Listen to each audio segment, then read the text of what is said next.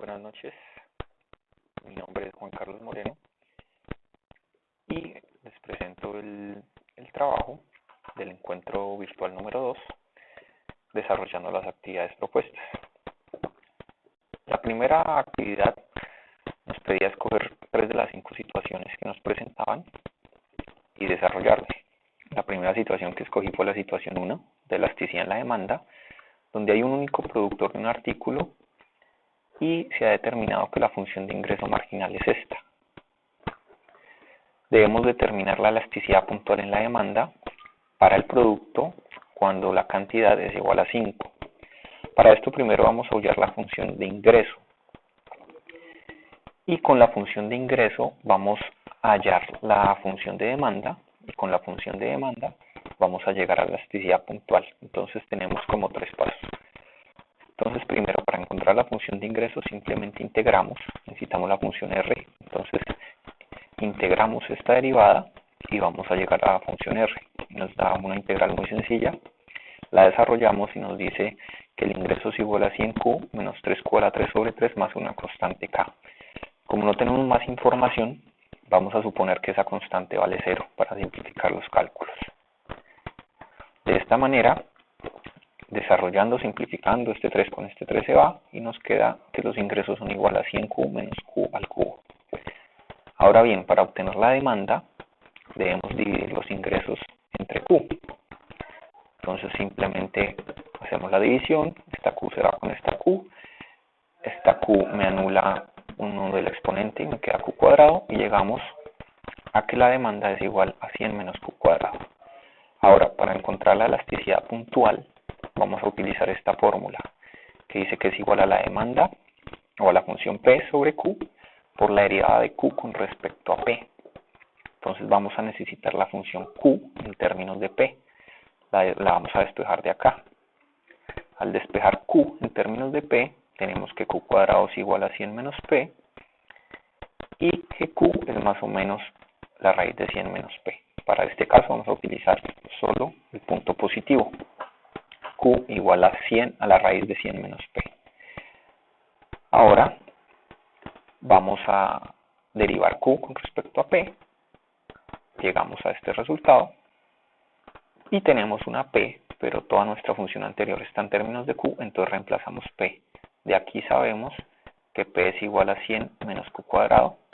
Simplemente lo reemplazamos y llegamos a que esa derivada vale menos 1 sobre 2Q. Volvemos a nuestra ecuación anterior, que es esta. Aquí la tenemos. Y reemplazamos la derivada, que es este valor de acá. Desarrollamos los productos, hacemos todas las operaciones y llegamos a que la elasticidad puntual es igual a menos 100 sobre 2Q al cuadrado más 1 medio. Ahora nos piden hallarla cuando Q vale 5. Simplemente reemplazamos Q por 5 en esta función. Eso nos da 2 por Q al cuadrado, que es 25. Eso nos da 50. Entonces menos 100 sobre 50, que es menos 1 medio, más 1 medio, eso nos va a dar 0. La elasticidad en ese punto es 0. La segunda situación que escogí fue la de costo promedio. Un fabricante ha determinado que la función de costo marginal es esta. Ahora nos dice que si el costo marginal es de 27,50, cuando Q es igual a 50 y los costos fijos son de 5.000, ¿cuál es el costo promedio de producir 100 unidades? Lo primero que tenemos que encontrar es la función costo. Y aquí tenemos costo marginal. Entonces al integrar esta función vamos a llegar a la función costo. Simplemente integramos, utilizamos las propiedades de exponente y llegamos a que la función costo es esta. Y como siempre al integrar tenemos una constante. En este caso nos dieron esta información, los costos fijos son de 5.000. Y como una función de costos siempre es los costos variables más los costos fijos, y vemos que toda esta función es variable, por ende el 5.000 va a ser el valor de nuestra constante K. Así llegamos a que este es nuestro valor de nuestra función de costos. Ahora, para hallar el costo de producir 100 unidades, simplemente reemplazamos Q por 100, desarrollamos las operaciones y llegamos a que el costo de producir 100 unidades es de 800. como necesitamos el promedio, dividimos, perdón, de 800 no, de 8000, y como necesitamos el promedio, dividimos 8000 en el número de unidades que hallamos, que fueron 100, y nos da que en promedio cada una de esas 100 unidades nos costó 80. La tercera situación que escogí fue la situación número 5, que es de ingreso marginal. Tenemos una función de ingreso marginal y necesitamos obtener el ingreso obtenido por la venta de X unidades de su producto y la función de demanda del producto. Entonces, aplicando los pasos de la primera situación, al integrar el ingreso marginal, vamos a integrarle el ingreso, vamos a llegar al ingreso, perdón. Entonces, integramos esta función, que es una función muy sencilla. Nuevamente nos queda al integrar la constante, pero como no tenemos información, vamos a suponer que es 0. Y así ya tenemos nuestra función de ingreso. Ahora, para hallar la función de demanda, simplemente dividimos el ingreso por Q, que en este caso nuestro Q en realidad se llama X porque la función de ingreso, la variable en el ejemplo se llama X, pero es la misma variable. La dividimos por X, entonces este X con este X se nos va, este X con el cuadrado se nos va y llegamos a que nuestra función de demanda es igual a 4 menos 0.01 sobre 2 por X. Ahora teníamos que desarrollar 8 ejercicios donde encontramos las derivadas parciales de unas funciones dadas respecto a cada una de las variables. Entonces, para el primer caso, tenemos una función de X y Y, 4X cuadrado más 3Y cuadrado menos 7. Entonces, es una función que cuando la vamos a derivar respecto a X, acá tenemos un X, entonces no hay un problema, no hay ningún problema, hacemos la derivada normal. Aquí no tenemos ningún X. Cuando derivemos respecto a X, nuestra derivada va a ver este término como una constante, al igual que este. Entonces, la derivada es una constante 0 de otra constante 0 y solo vamos a tener este término, que al derivarlo nos va a dar 8X.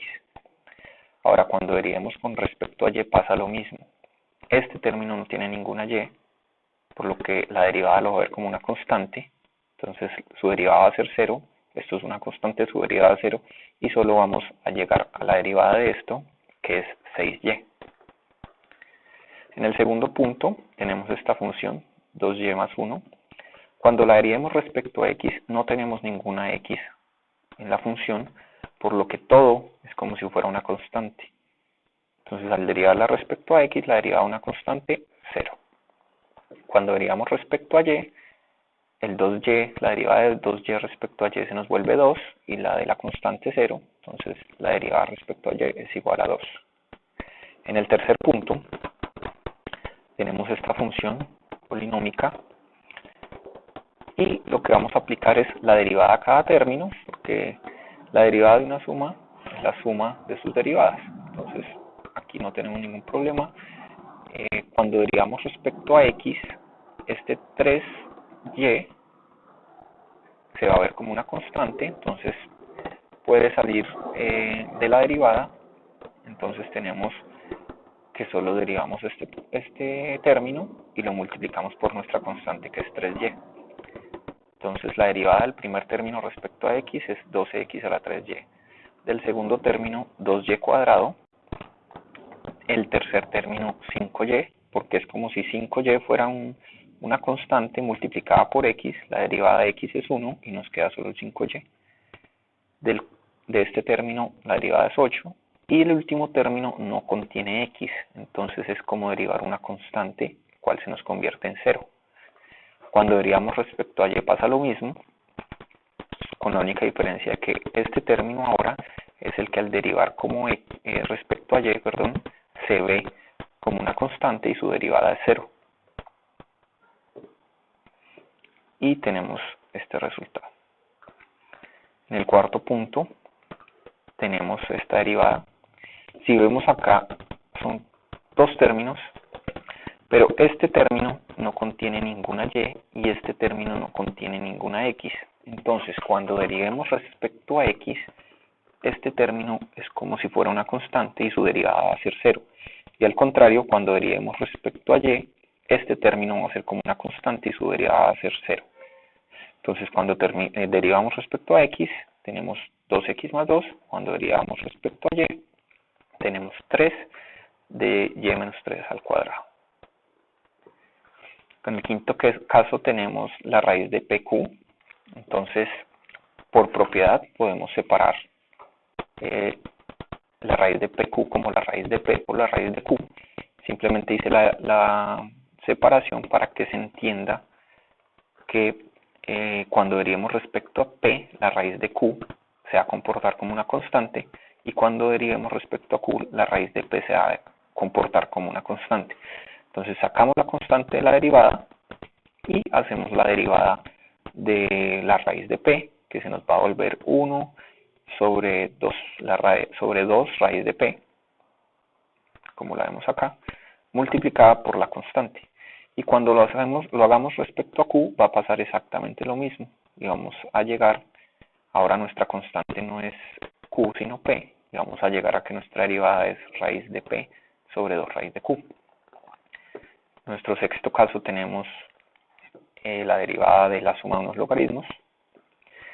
Pero acá notamos nuevamente, el primer término solo está respecto a la primera variable, a q1.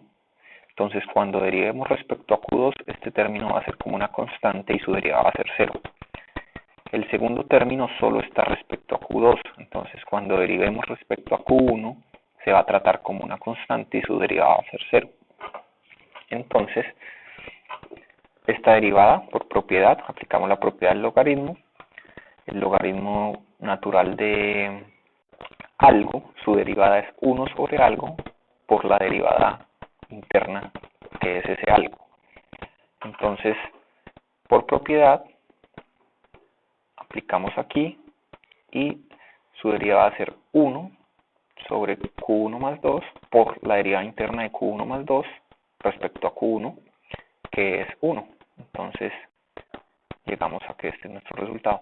Cuando lo hacemos respecto a q2, mismo procedimiento, solo que ahora el término de la izquierda se va a ver como una constante y su derivada va a ser 0. Y el segundo término vamos a tener 1 sobre q2 más 5 por la derivada interna de q2 más 5, que nuevamente esta derivada también vale 1 respecto a q2, ¿no?